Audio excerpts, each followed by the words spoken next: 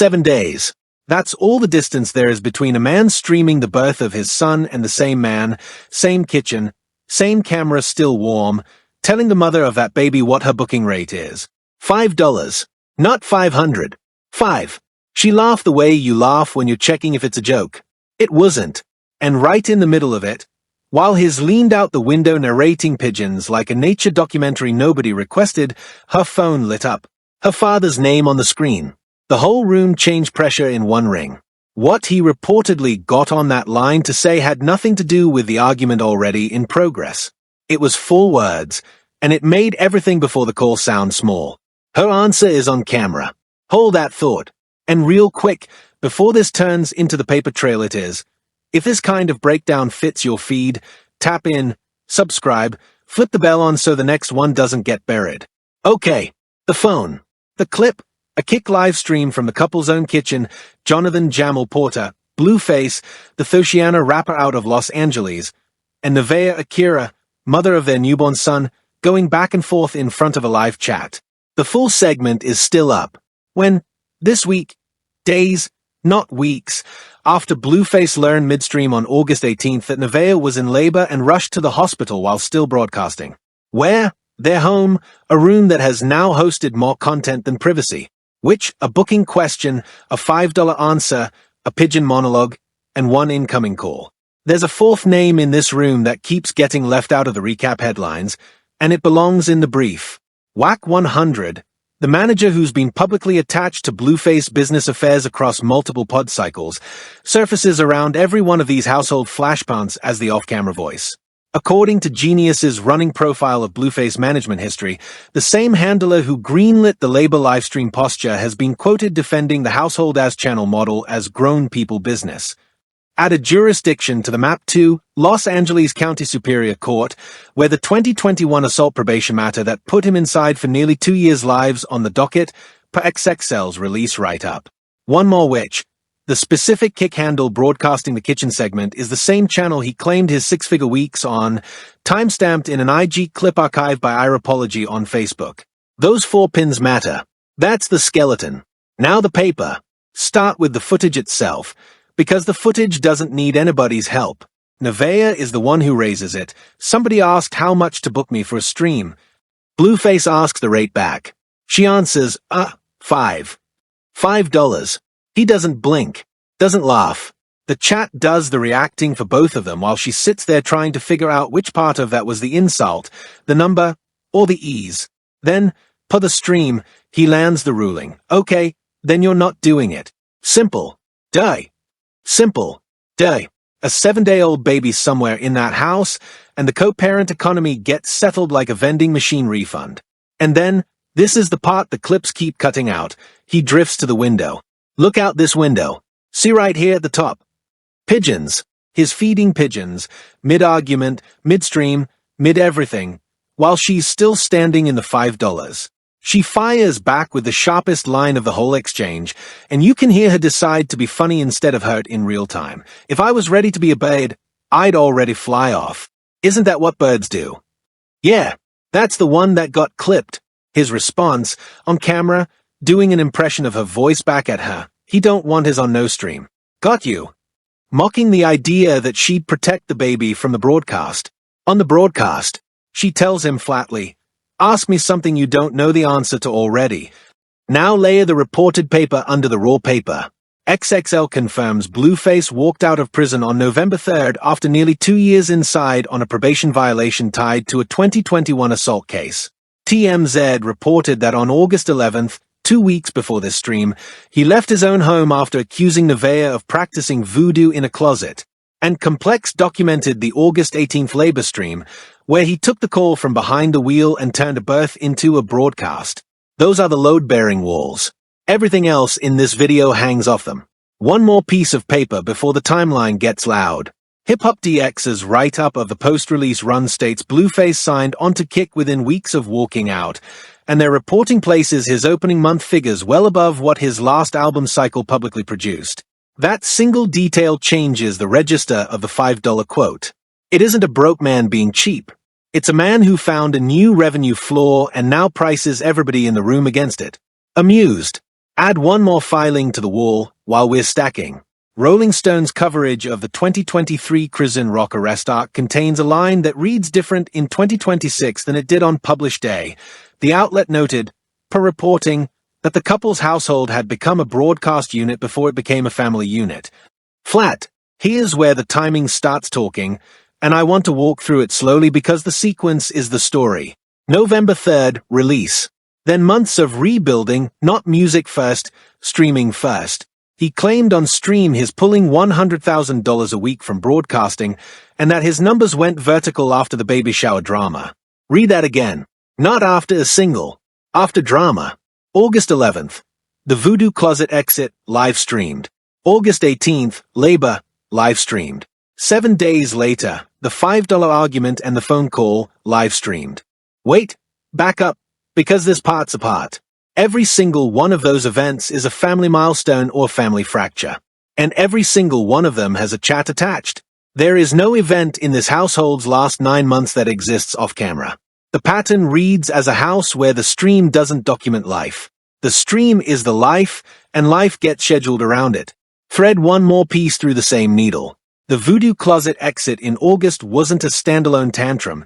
It lands exactly 2 days after a viral clip of Christian rock name-checking Nevaeh on a podcast, per the archived episode notes on Hot New Hip Hop. The trigger fired, the household exited, the camera stayed on. That's not a man losing composure. That's a man reading the timeline and picking his angle. The trademark trail keeps talking too. USPTO filings show a Blueface Entertainment adjacent mark refiled during the same window as the Labor livestream, a Class 041 Entertainment Services filing dated inside the week of the birth, according to the USPTO test public search records. It doesn't take a lawyer to notice that a paternity broadcast and a services trademark refresh sharing a week isn't a family calendar, it's a launch calendar. The September filing pins the point. Then the deletion sequence.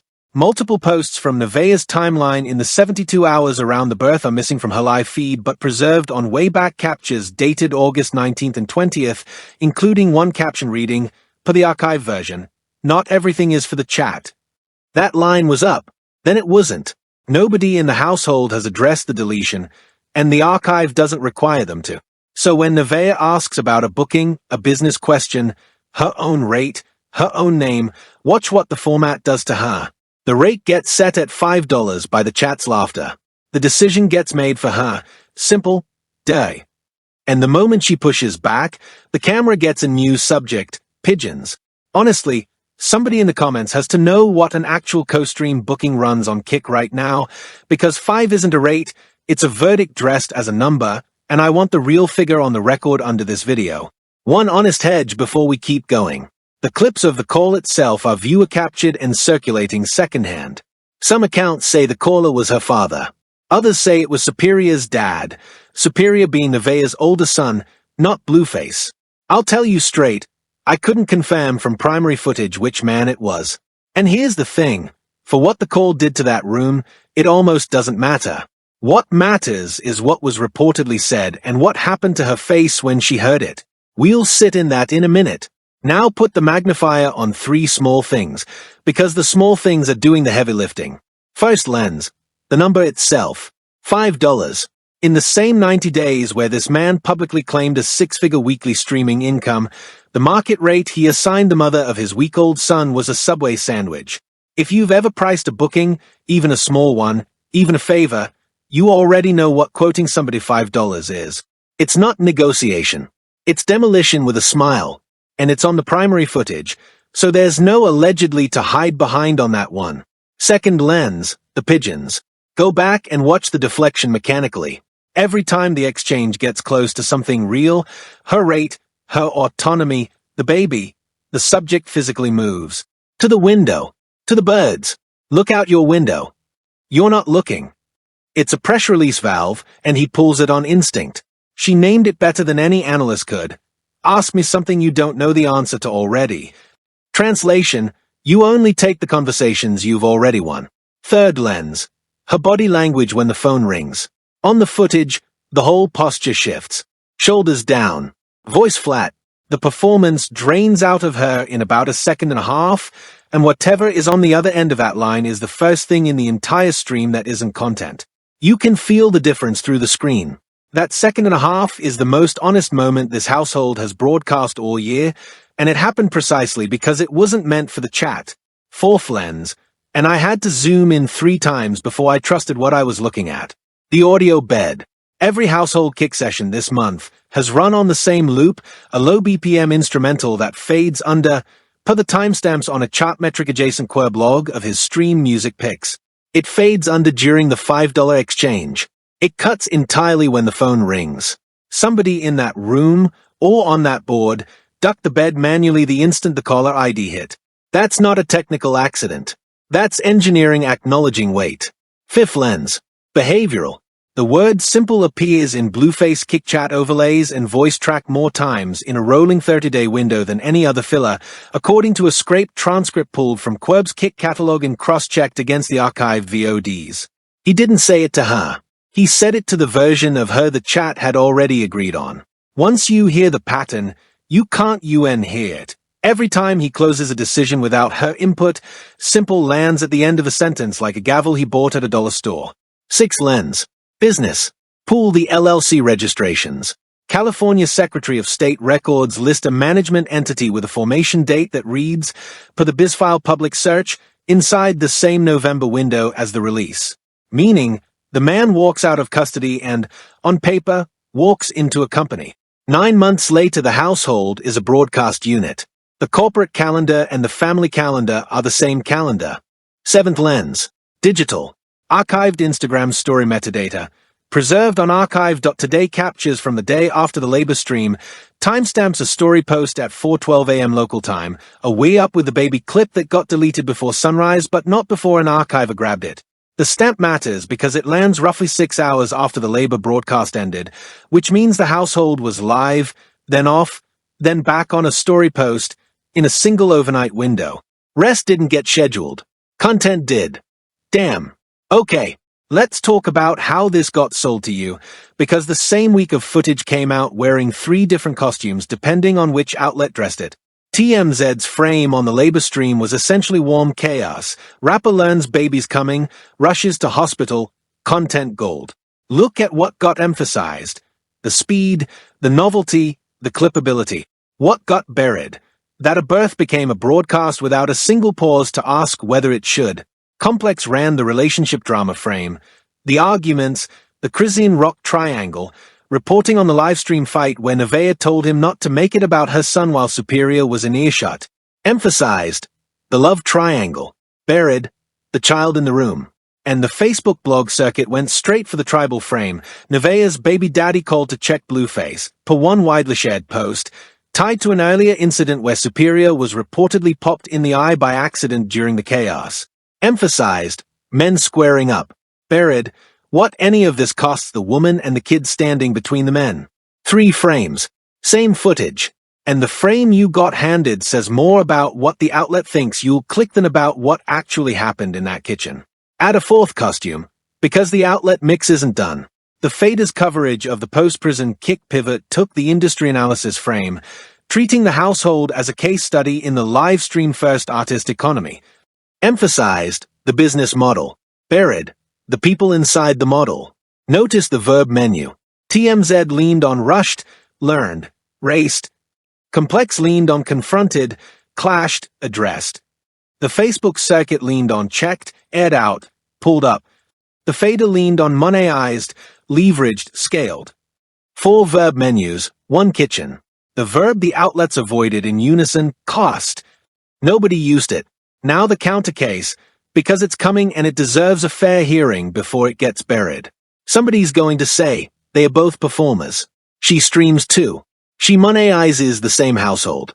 Nobody held a gun to anybody's head. This is the modern celebrity couple, and the $5 was banter. I respect that read. It's the strongest version of the defense. And it dies on the paper. Banter doesn't produce, ask me something you don't know the answer to already. That's not a punchline. That's a diagnosis. Mutual performance doesn't explain the clip the Shade Room posted of their days-old son in a moment viewers found genuinely alarming, with Nevaeh pulling the baby away mid-broadcast. And she streams too, doesn't survive contact with okay, then you're not doing it. Simple. Duh. One of these two people can end the other stream with a sentence. That's not a duet. That's a hierarchy with a camera on it. There's a second Steelman worth walking to the front, and this one didn't come from a comment. It came from a real fan camp thread. The camp's version. In short, Blueface has always been a chaos performer. This is his brand, and Nevaeh knew that when she stepped into it. She isn't a victim. She's a participant with equity in the same content stack. Respectable read. It also collapses on contact with the trademark calendar and the LLC record. Equity implies signatures. Signatures leave paper. The paper on this household, the entity formation, the trademark refresh, the streaming contract publicly referenced in that six-figure claim, has one name on it, not two. If she's a partner, somebody find me the paper that says so. Until then, the she's a participant argument is a vibe defending a structure, and the structure is single signature. This one's going to divide the timeline, but I'll say it plain, participation isn't parity, and equity isn't a caption. If the household is a business, the business has an org chart, and the org chart the paper draws has her under the format, not beside it. All right, here it is. The part the recap pages will dance around for 6 paragraphs and never say. The mainstream read on this whole week is Toxic Couple does toxic couple things on stream, episode 4 to something. That read is lazy, and it's wrong in a specific way. This isn't a relationship that keeps getting caught on camera. This is a camera that developed a relationship around itself, a format that needs a girlfriend, a newborn, an ex, a rival, a worried father, on a rotating schedule, because the man at the center of it told you himself. The numbers move when the drama moves. The voodoo closet was an episode. The labor was an episode. The $5 was an episode. And the phone call, the one thing this week that wasn't supposed to be an episode, instantly became the season finale. That's the design. And this is the moment the format eats the family. I'm not softening that, and I don't think the footage lets me. Look at who keeps absorbing the cost. Nevaeh gets a $5 rate and a simple, duh. Superior, a kid, not Blueface, remember, has now been in earshot of the fight, per Complex's reporting, and reportedly got clipped in the eye during one stretch of chaos, per that circulating post. The newborn, Johnathan Jamal Porter Jr., is 7 days old and already has a searchable broadcast archive. Meanwhile, the economics only point one direction. Every time the household bleeds, one person's weekly number goes up, and it's not hers. The $5 isn't the insult of the week. It's the business model, read out loud by accident. Bring the callbacks back into the room while we're here. The trademark refresh landing in the same week as the birth. The bed audio ducking the instant the caller ID hit. The 4:12 a.m. story post. The way back caption that said not everything is for the chat, and then wasn't there anymore. Each one small on its own. Stacked, they aren't small. Stacked, they read as a household where the private layer keeps losing to the broadcast layer, receipt by receipt, week by week, and where the person losing most consistently is the one who didn't get her name on the paper.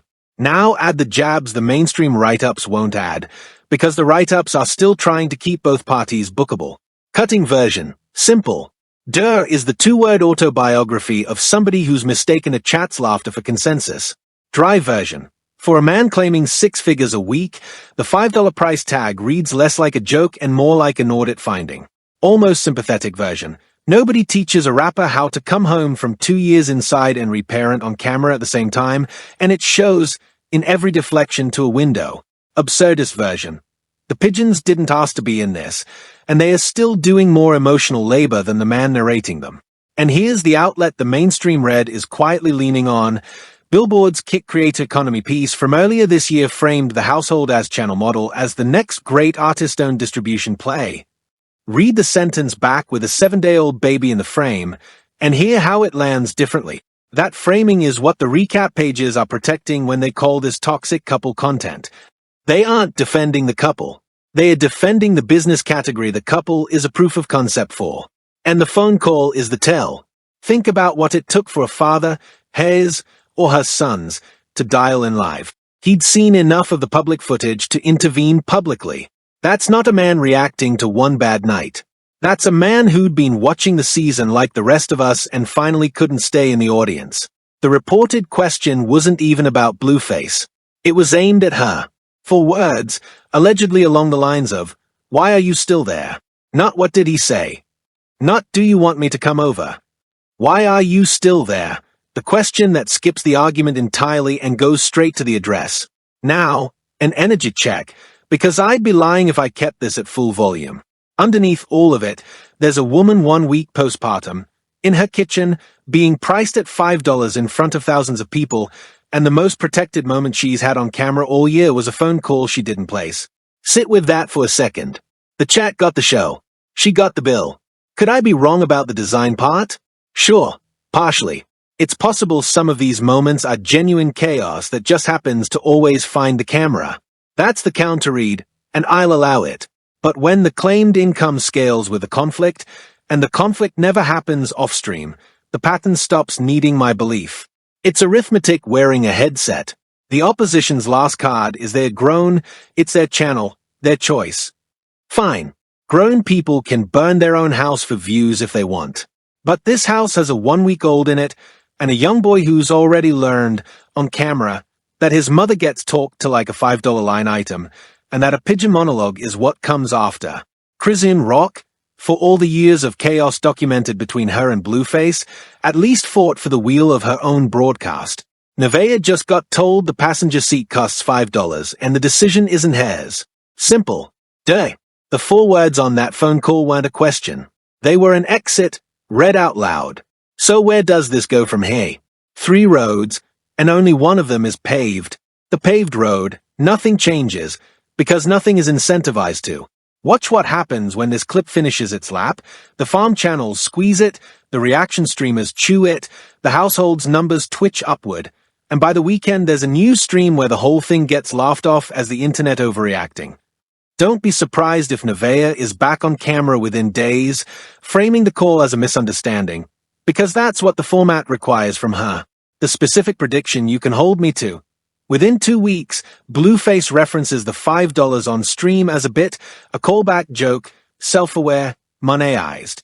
The insult becomes merch of itself. Screenshot that and come back. Watch how the cascade rolls after that. Once the callback joke lands on stream, the merch line runs about 72 hours behind. Expect a $5 booking print on his shop drop, priced ironically at something with a decimal that isn't 5.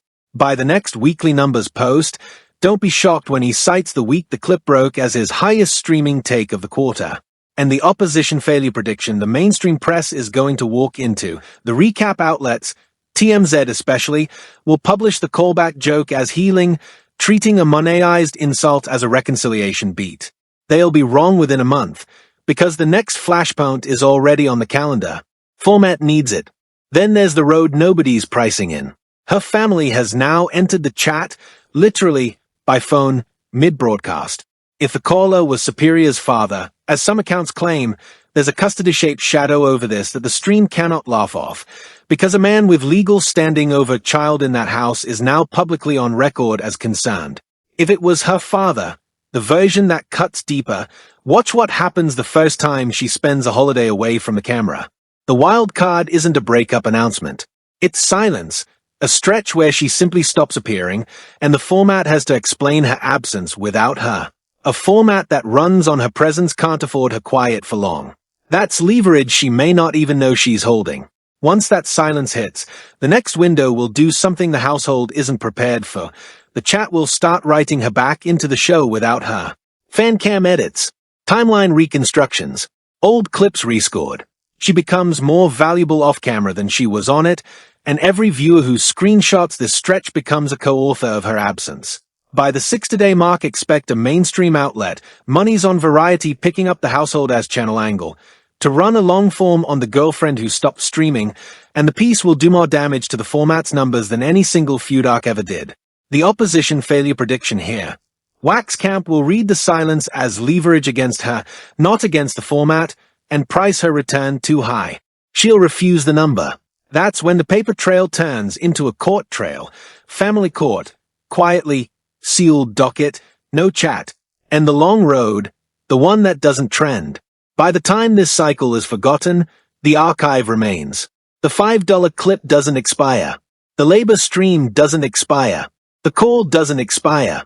Johnathan Jamal Porter Jr. is going to be able to search his first week of life someday and watch what it was converted into in real time at market rate. Once the dust settles on the current era of household as channel streaming, this week is going to be taught as either the warning or the proof of concept, and 3 reads on which one it'll be: the cautionary tale, the blueprint, or just Tuesday in hindsight. Pick yours and plant it in the comments, because I genuinely want to see where this room lands. Once the archive outlives the format, the residue rearranges itself. By 2031, expect 2 things to converge: a documentary crew, probably a streamer's in-house doc arm, licenses this week's clips, and the licensing paperwork itself becomes the first document in this household that Nevaeh has to co-sign to release. That's the aftershock nobody's pricing in.